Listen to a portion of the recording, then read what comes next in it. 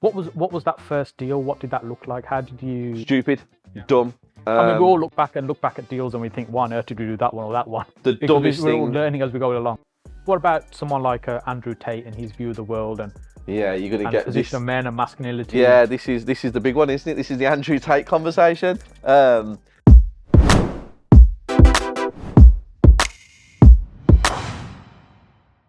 Steve, you burst onto the scene about a year ago with content on property and done phenomenally well.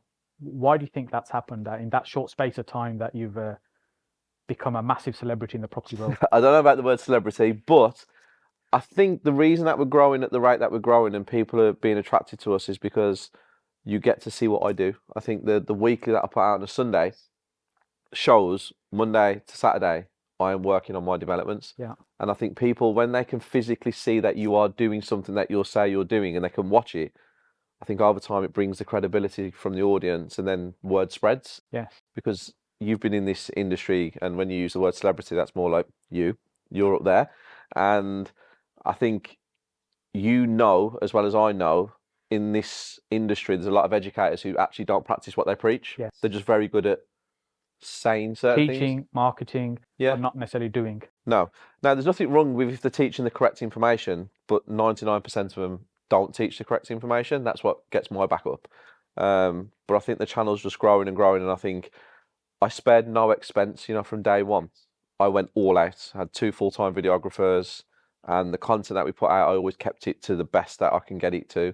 And I just think it's just a knock-on effect now. Yes. I remember seeing your very first video on YouTube, and I saw it, and I was watching it. My wife was actually sitting next to me as well, watching it, and she goes, "That's good." I thought, "Bloody hell, it is good." Yeah. So this guy's gonna blow up, and that's exactly what's happened. Yeah. And I like the idea, and I completely agree. When you're showing what you're doing, it's a much better way to share your knowledge, share your experience, and for creating genuine credibility. Yep, I agree. And I think the fact that we've done the weekly now for 70 weeks consistently, and we've got no plans on stopping that for the next 3, 4, 5 years. We'll see how it grows. I think the audience is just going to get bigger and bigger. And the one thing that I'm very, very good at is I push forward people in the industry. I'm not scared to work with people. I'm not scared to give people people say they're your competition. I don't think anyone's competition, because I always look at myself as I think I'm the best at what I do. And I like to put people forward who I genuinely think are doing like there's Luigi Newton, Sean Davis. There's a handful of people that I respect. And I like to give people the audience because I do think there's enough people for everybody. Yeah, and people resonate with certain personalities as well. I mean, the way I see this is we create content and it allows people to get to know, like, and trust you.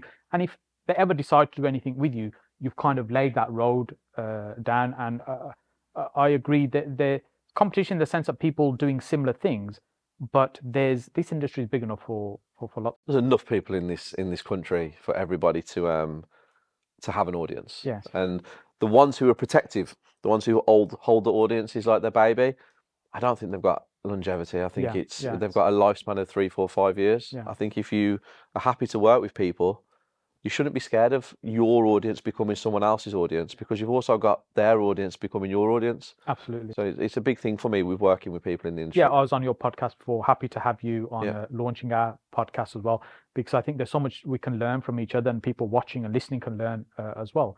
I have a certain perspective in how I do things. You have what you do. Other people have their own way. There's lots to learn from a lot of different people. Yeah, I agree. So what sort of projects are you doing at the moment? So right now, I think we have 51 developments on the go. So they all range from 2-bedroom houses up to commercial to residential. Yeah. We don't put a lot of our commercial to residential on YouTube, because I feel that the audience of YouTube are newbies, beginners, people who are looking to get into the property world, and selling a dream is something. You've been around me a while now. I don't like to sell a dream. I do actually believe sometimes when I see these people and some of the money that they're earning, like I know some of the money that these educators earn. I'm like, yeah, I've got to 10 developments to get that kind of money. Yes. But like I said, lifespan, I feel I'll be here for the next 30, 40 years. Whereas if I did the education side of it and flashed all the flash cars and all the flash stuff, I'd have a lifespan, like I said, just. So I like to put out on YouTube the stuff that people can relate to. Yeah. Commercial to residential, people can't relate to. It's not something a newbie can just it's jump not into. a starting No, a starting strategy. Never in a million years. We still struggle with 2-bedroom terrace houses with builders. So, and we're very experienced. So you imagine a newbie coming on board to do a 30 apartment block commercial to residential, all believing that they can do it because they've saw me or you or someone on social media saying how simple it is and how things are, and then they see the flashy things at the end. Could end up in serious trouble. Yeah, you don't see all the daily problem and challenges. And I say property's like a roller coaster. There'll be days where you're just loving it and everything's fantastic and phenomenal, and there'll be days where you'll be thinking, I don't want to get out of bed. Give me that quilt, man. Just leave me alone. I had that day this week. Yeah. I had one of them. Woke up and everything that could go wrong went wrong. Yes. We had 2 huge developments going on with double story and single story rear extensions, and we've had to down tools because we was on the last day of the party wall agreement. Okay. And both neighbours have instructed surveyors. Oh, blimey. So literally got to down tools. Yeah. They've had a site meeting today with the surveyor that they've instructed and our party wall guy. Mhm. But these are things that people don't know. Yeah. And if you don't know, you know, this party wall agreement thing could go on for what, 6 weeks, 8 weeks, 10 weeks? It could drag on. I mean, I had one that delayed us a couple of months, and even though we tried as much as we could with a neighbour to get everything sweetened, but it still dragged on. Well, imagine if a newbie's got a bridge and your bridge is £1,000 a month. There's £2,000 into your profits. Your builder or your contractor is not someone who you work with regularly because you're new to the industry and you're trying to do these kind of things. And he just downs tools and is like, well, I'm going to take another job. Yeah. Then you've got to get them back on site, which could take another 2 months after that. There's lots of things that go wrong in this industry that I'm trying to show. So, like I said, we're not selling a dream, and people who are trying to get into this industry can be like, wow, I didn't know that. I didn't see, you know, because you don't see the hard parts, you see the flashy things. Yes. So it's quite important that See we the get that results rather than all the pains and everything people go through to get there. Yeah. Like when you hear somebody speaking on stage and they've done amazingly well, you know, you see the tip of the iceberg and not everything else underneath that they've gone through to maybe get there. It's that picture, isn't it, on Instagram? Yeah. Where it's underneath the water, iceberg, and then you got the thing, and then you got all the levels, and then everyone looks at it like, oh, it's just an Instagram post. It's actually real life. Yeah, that's true. Yeah. So what got you interested in property? How did you get involved in property? Money. You had loads of it and started buying houses, or what? I didn't have loads of money at all. I just looked around every single person. I always wanted to be successful. I always wanted to have nice things. I'm from a council estate.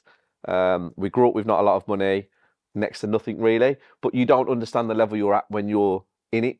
So to me, it was just normal life.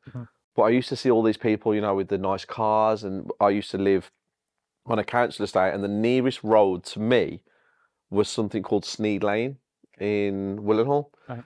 And that's where all the millionaires or the rich people that we, you know, as you get older, you understand what rich is really, but at the time you don't. And these houses were all detached houses, 4, 5, 6 bedrooms with all the nice cars on the drive. And we used to walk down there to play football at a school on that road, Sneed Lane. And I was like, I want this. This is what I want. I want to be here. I want this car. And there used to be a company called Mortar.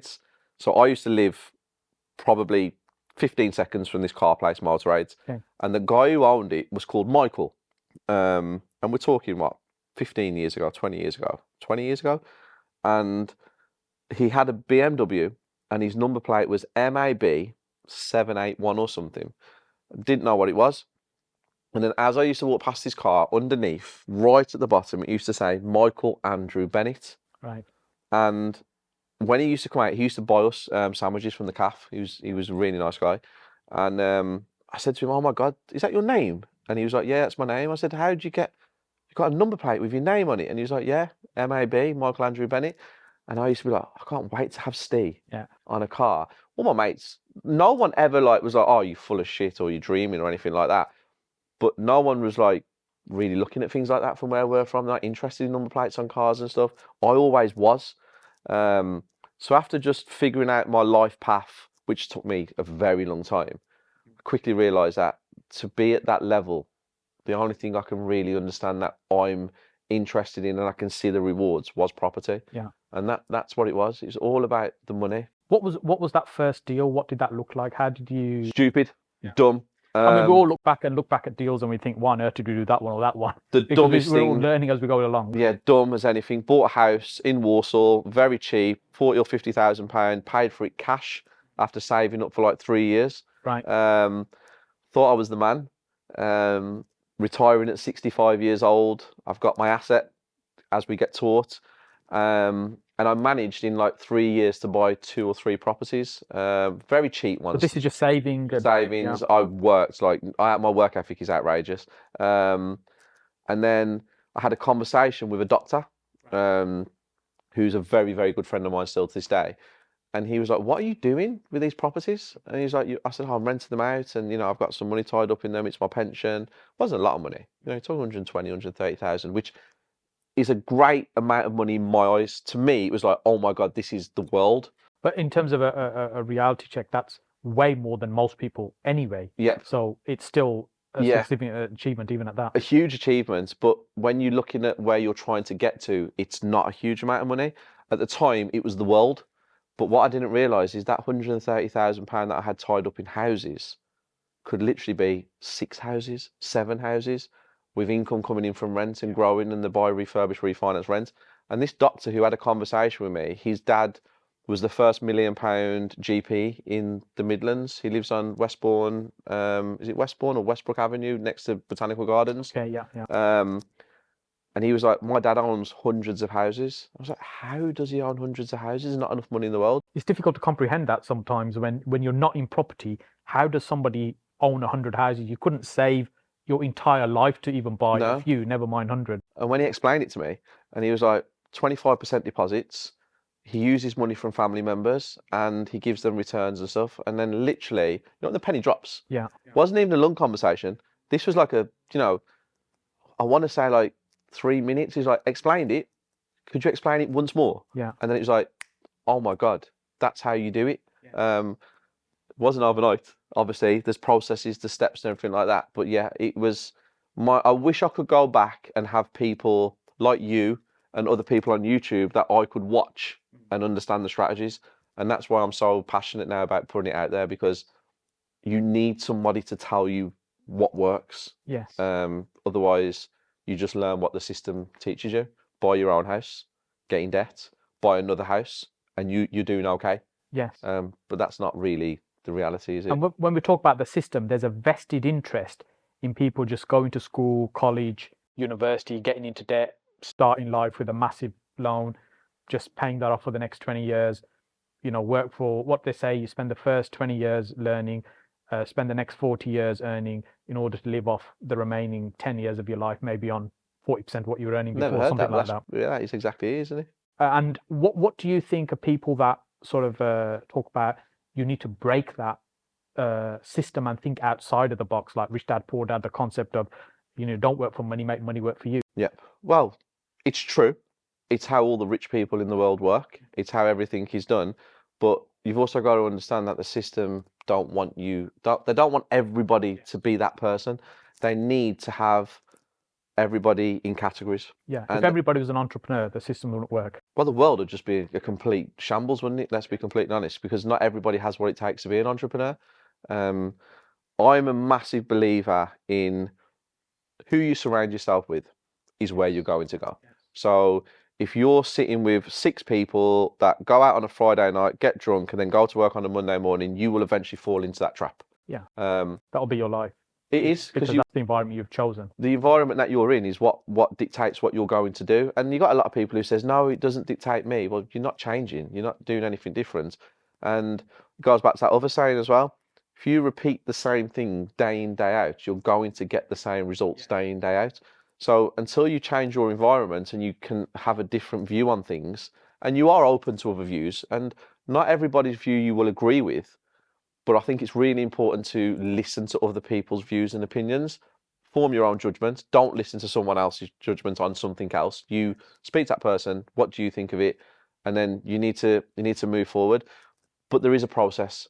You can't just click your fingers overnight and change everything that you've ever done. You have to start surrounding yourself day by day.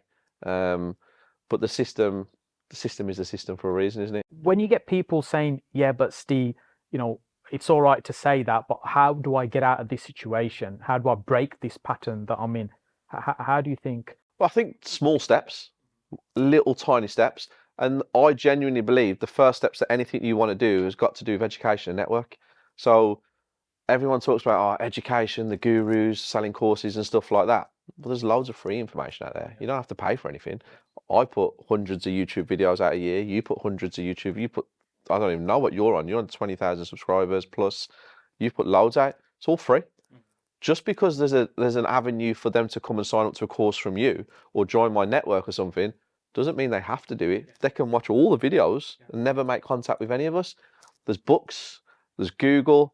Networking events is the most important thing in the world, because whether you're a comfortable person or a shy person and you're a confident person, you're in an environment where you're with like-minded people. Yes. So that's the first steps. Yeah. And like you said, people say, it's really easy for you to say, but I don't know what to do. Just attend a few free networking events. Again, you don't even have to do the paid ones. Just do the free ones. And even if you're paying most of them a few pounds to go along. And I remember when I first started 15, 16 years ago, that sort of time, there was very little on the internet. There was a few forums, and information was the challenge. The biggest challenge at that time was, I don't know how. I think now it's almost a case of there's too much information. I don't know. We're overwhelmed with information, and people don't know what bit to implement and how to get started. Yeah. There's so many strategies. Yes. The property world has so many strategies, but it's amazing because it has so many strategies for people who have no money. Yes. For people who have no knowledge, and then for people who have a certain amount of money, for people who are looking to get into it full time. If you understand the strategies in property and you have a certain work ethic as well, anybody can get into anybody. Like it literally is open to every single person at some level.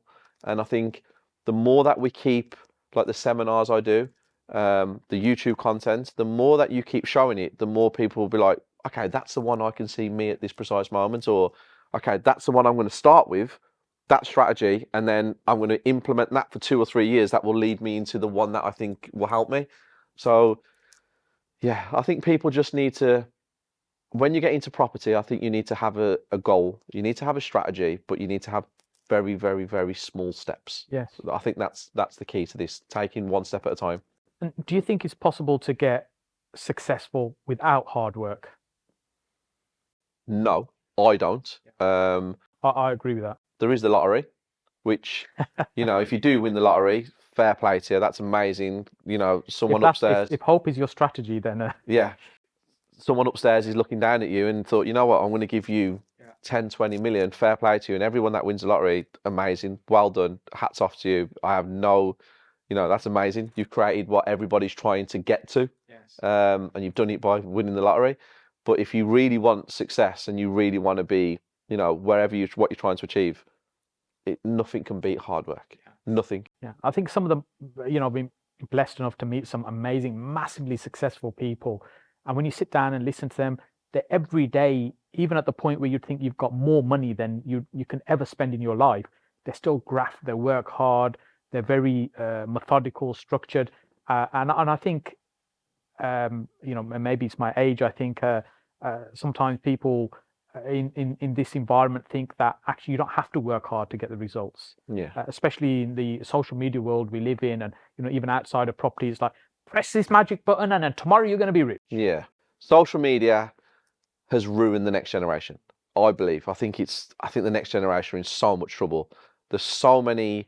I go around colleges and schools and I do talks and I have conversations with some of these 14, 15, 16-year-olds.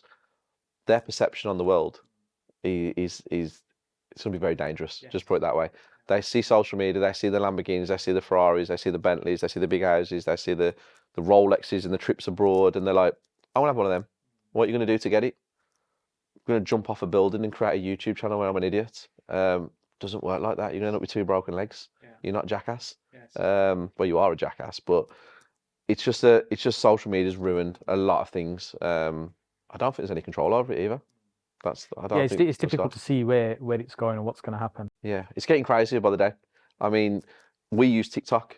Are you on TikTok? Are you using TikTok fully? Do you use it all the time? No. Okay, so we have just implemented TikTok full time. We've got a person who makes the TikToks for us. We put 3 out a day. trying to grow off the back of it because I believe the algorithm is there Yes. to grow your brand. I don't know how long it'll last. And I actually go on TikTok, and some of the things that I see, Yes. I'm like, this is outrageous. This is how people are trying to get It's attention famous. seeking, isn't it? It's Yeah. it is about trying to get the attention. We did a little bit on TikTok. I think it's about a year and a half ago. We did a few months, and we went from 0 to about 8,000 followers, and then it just plateaued and it didn't really go anywhere. So we just kind of slowed down, and we probably still need to figure that out. Well, we're trying it, so I'll let you know if it does Yeah, do us any better. I think we're on 4.5 TT. that's really good. 4.5. We're trying. But like I said, I watch TikTok and I'm just like, there's some of the things I see. The one that I actually have to take my hat off to is that guy, Wakey Wines. He's doing some Prime, this Logan Paul KSI thing. And he started a little bit of banter in his shop, and he was selling the thing for 20 or £100. He's doing nightclub appearances. He's making music videos. He's created his own brand of this and all of that. That to me, he's took a bit of banter, Yeah, and now he's trying to make as much money before it dies. So when I watch that, I'm like, wow, I like that. I respect that, because the hustle is like genuinely, you can see he's trying it. But when I just see other people arguing on TikTok for no reason with every single person, that upsets me, because I don't like stuff like that. what's your thoughts on like Gary Vee, who's like constant life is hustle, hustle, hustle, and grind, grind, grind? I'm not a Gary Vee fan. I think he's done amazingly well, like absolutely gone to the top tier of everything. He just doesn't appeal to me. I can't listen to him. If I have him on for too long, he drives me insane. But that goes back to something that I say all the time, Saj. Not everybody likes everybody, and that's okay. Not everybody likes me. Not everybody likes you. I have no problem with someone not liking me. I don't have any ill feelings towards them, because I believe if everybody likes one person, that person's not real, because you're showing a face to every individual trying to fit the mold. So with Gary Vee, he's not my cup of tea, but what he's done is amazing. About Grant Cardone in terms of what he's done in property world in America. So he's transitioned from a salesperson to a property person. Yeah, I like Grant sometimes. He's one of them again. I can watch him for a little bit and then he annoys Small me. dosages. Yeah, small doses. And he annoys me. But then I think, okay. The one thing I like about Grant Cardone is everything he does is big. When he does something, he does it to the best of his ability. Yeah, well, 10x, yeah, that's his whole thing. But he lives by it. So when he puts a performance on, when he does one of his stage talks, it literally is an extravaganza. When he sets his offices up, they are absolutely sensational, and I respect that, because it shows he's putting into what he believes. Yeah, he goes all in. All in, and that's something that I do that all the time. I'm a massive fan of. I go all in, 100 miles an hour. I put everything into it. If I believe it's going to work, I'm going to give it 150%. So I like that. But again, sometimes when I hear him say certain things, I'm just like, don't say that. Makes you look like you're being arrogant now. So again, in and out. Yeah. What about someone like Andrew Tate and his view of the world and yeah, you're gonna and get position this. of men and masculinity? Yeah, this is the big one, isn't it? This is the Andrew Tate conversation. I'm not a fan. I was never a fan from day one. If you watch podcasts back from me that I've done in my own offices before he really blew massive, he was big, but he wasn't huge. I've got 3 or 4 podcasts where we talk about him.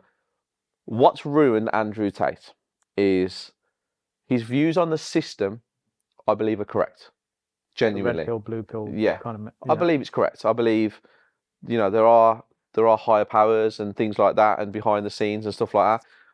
I don't like the way he talked about women, and I don't like the way that I go into the colleges and the schools and the young boys mention him to me, and they use certain words and certain phrases. I'm about to have a son. I'm 3 weeks away. My son walked into my house and looked at his mom and like referred to her as a bitch or something. Yeah. I'm in serious trouble, because I was brought up with manners and respect. So when I hear some of the things he talks about, when he uses some phrases and stuff, I'm just like, nah, you're influencing too many young people here. The system conversations, yeah, like I said, Yeah. Please preach, show the world what you know. Don't come out with the derogatory comments about women and stuff like that. It's not for me. I think when we look at some of the people we just referred to, who may be at the top of their game globally, the way I tend to think about it and analyze is there's always something you can learn from the people in terms of either what they're doing or how they've done it. But as you said, it doesn't mean that you're all in with that person. You kind of take the bits that you think that's interesting. I can learn from that. I can use that in my life.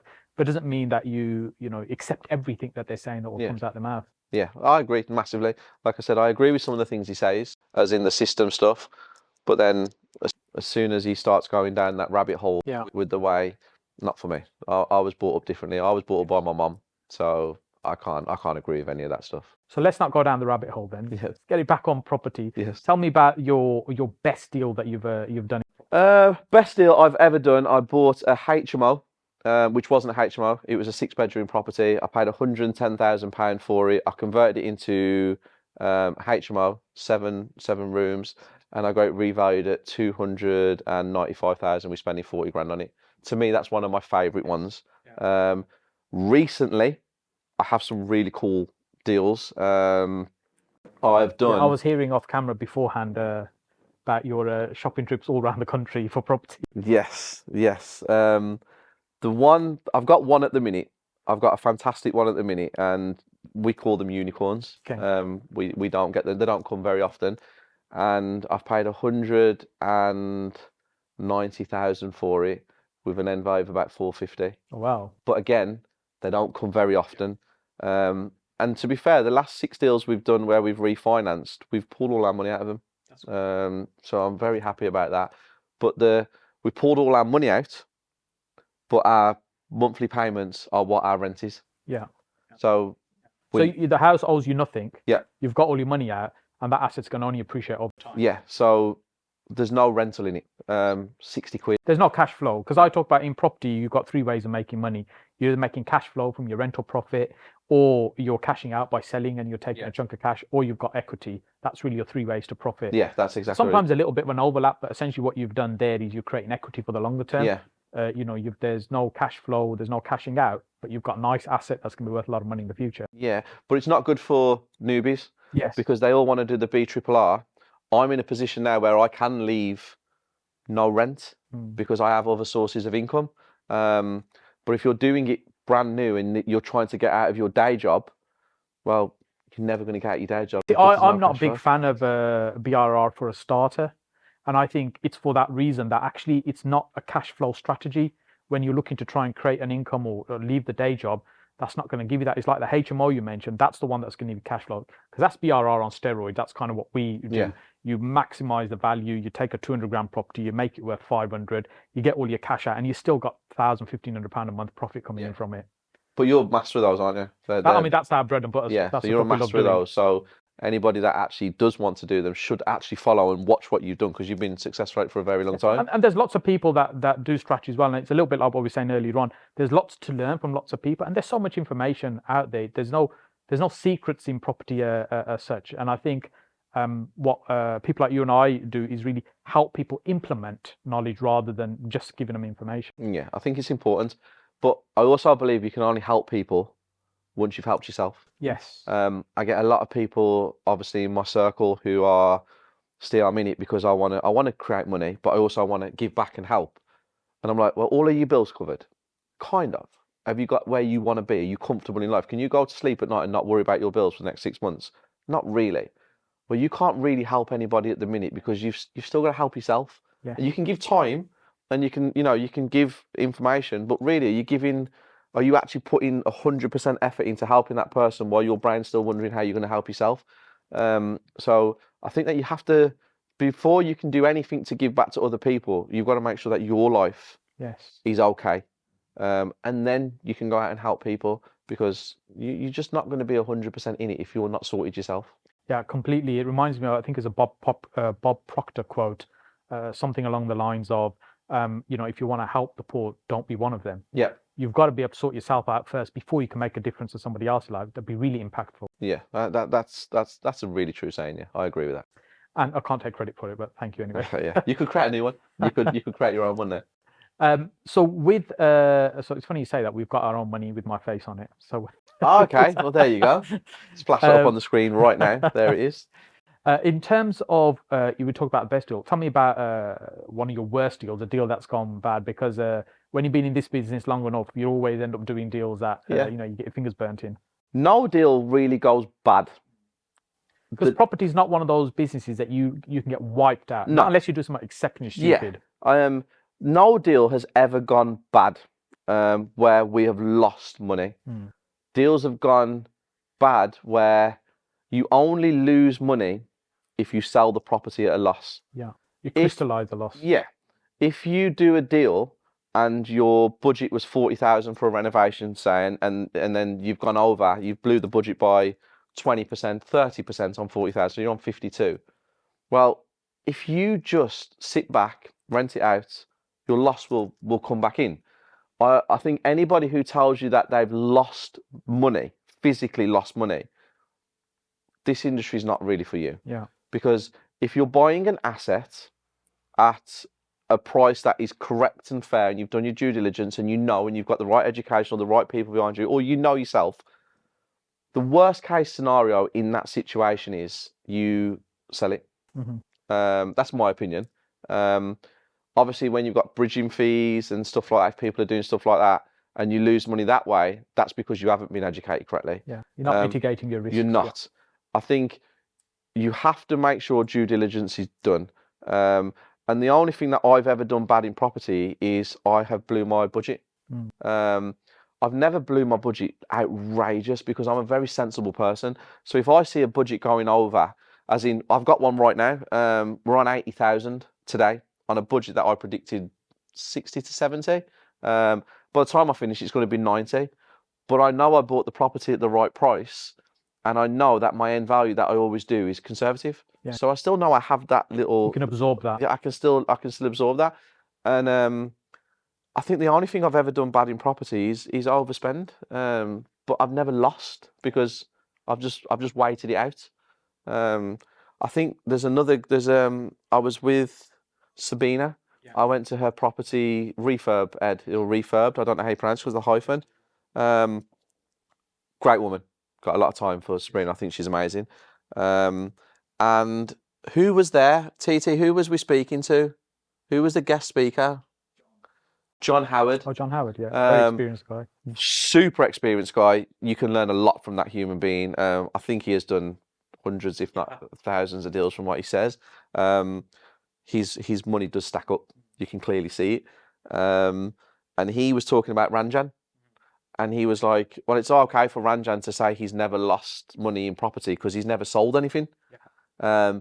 And he was getting a little bit, like, it was quite like, well, I've lost loads of money in deals that I've done. Ranjan goes and says he's never lost a deal. And someone from the audience asked a question about it, actually, what we're talking about now. And he went, well, it's easy to not lose money, isn't it? And go on social media saying you've not lost money if you never sell anything. Yes. It's common sense, isn't it? If you overspend and you know that you blew your budget and you there's 10 grand going to be lost there, but you can wait it out for 2 years on rent, isn't that sensible thing to do? In my opinion, if you can afford to. But then we go back to newbies in property where they borrow other people's money, then you're in the shit, aren't you? Yeah, I think if you're starting out, and one of the ways is using other people's money, and there's nothing wrong with that to an extent, but you've got to think about what value are you bringing to the table. If you've got no experience, you're not quite sure what you're doing, and you're bringing somebody else's money and you're going to do this deal, well, you need to have a way to be able to reduce the risk of this going wrong. And for people that are starting out, it costing more and taking longer is not unusual. Oh, well, we thought it was going to take 3 months. We're 6 months in, it's not finished. We thought it was going to be 40 grand. We're 80 grand in, and it's still not quite done. And I think these are common traps to fall into, but then, you can get yourselves, your fingers burnt. But if the debt's stacking up quite a bit, and like bridging, and it's increasing every month, they've got to get out. And you see all the time, unfortunately, where people do lose money, but they didn't have to if they were educated a little bit more, understood a little bit more about what they were doing. Yeah, other people's money is a great thing. That's how you become wealthy, because you can't grow to the level that I have in my head and a lot of other people in the world want to get to without using other people's money. It's like, sorry to interrupt, like the doctor you mentioned, if he's using somebody else's money as deposits, he's got 75% from the bank. That's all other people's money, and he's building an empire. Well, he did. He built one of the biggest empires in Birmingham. He was amazing. He passed away, his dad did, and left it to the family, but unbelievable what he achieved. Yes, he was £1 million GP, but he built it with other people's money. I am actually, I got contacted by someone that knows you. He did a joint venture investment with you from London.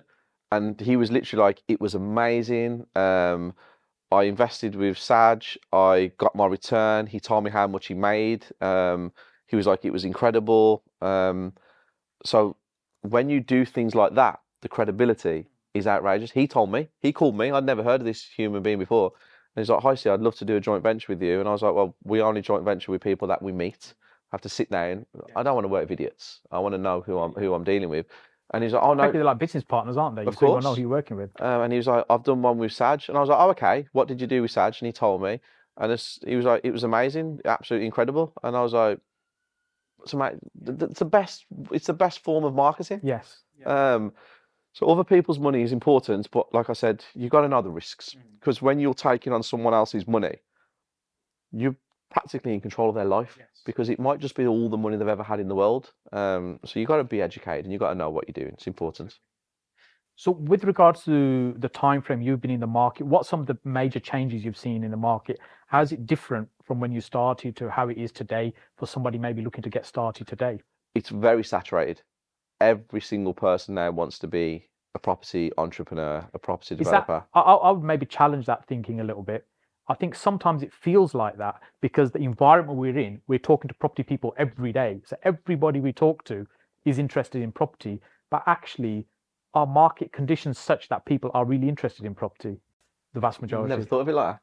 I'm speaking to everybody who's in property Our every environment single is day. properties. Everybody's up. So I'm like, oh my God, there's so many new people, but really, is there? Yeah, I never looked at that. So yeah. When you look at the probably context of right. how many landlords exist in the country, percentage of property, it's tiny. It's a tiny percentage. If we walk down the high street now, and we start shouting about property, there might be one person that might stop out of 100 to pay attention to what we're saying. I've never looked at that. So you've opened my eyes to something. Actually, yeah, completely agree. Because we're surrounded by so many people, we think everybody wants to be in it.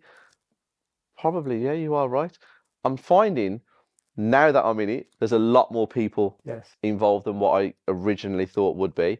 I think the competition for houses, that was a big problem last year. Definitely. I was struggling last year, as in, I didn't want to go to any viewings. I always just wanted an agent to call me. I stopped doing what I was good at, getting out and about and mixing and speaking to people.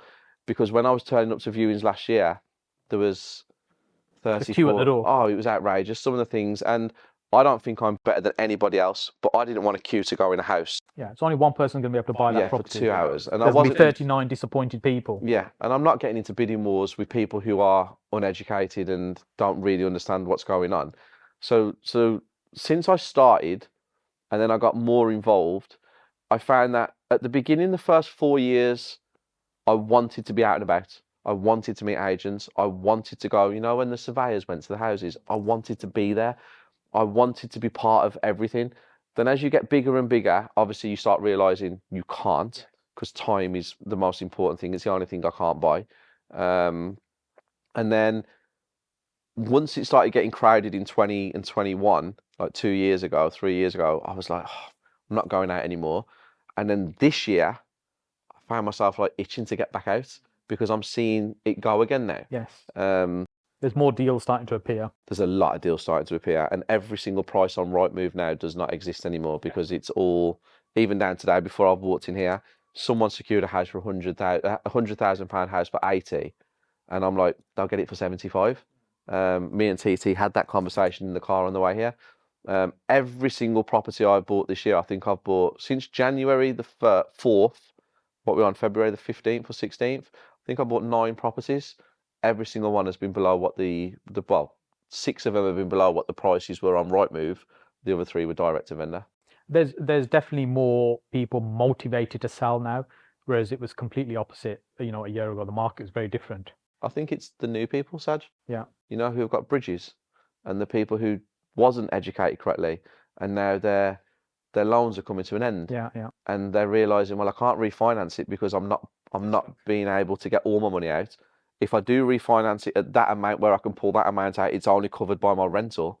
So they're like, let's go. Yeah, let's and the get rid of interest it. rates rising the way they are, the valuations are coming lower from a rental point of view as well. Yeah.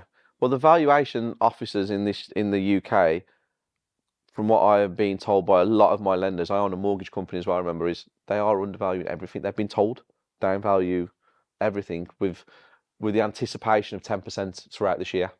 So the mortgage company, you mean as a brokerage, Yeah, a mortgage brokerage? yeah, we set one up. Me and my business partner, me, Isabel, and my business partner Richard, we set one up. It's gone extremely well. We've been doing 6 months now.